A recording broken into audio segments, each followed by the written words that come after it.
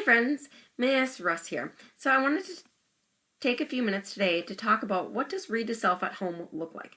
Because if we were in the classroom, we'd be going over these same expectations with you.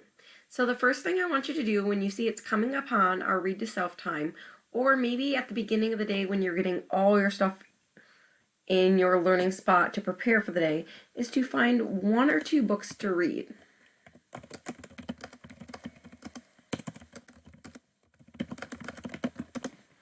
So as you see here, I've gathered a few of my daughter's books that are my favorite to read for my read to self time.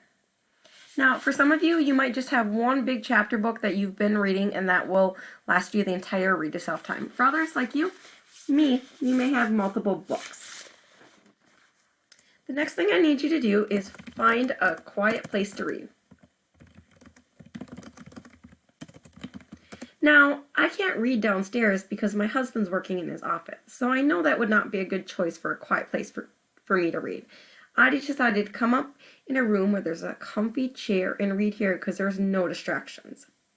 The next thing I need you to do is to get started right away.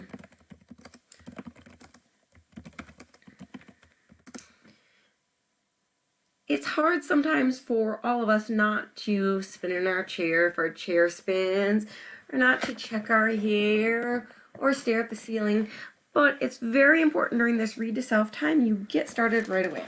So the book that I'm going to start is Be You. I'm going to open my book.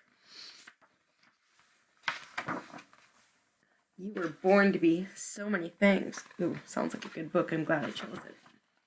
Be you. My wish for you, no matter where your journey leads, is for you always to be you. So what I'm hearing now is the book just wants me to be myself.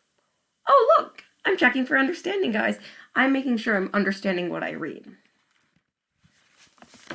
And the last thing I want you to do is read the entire time.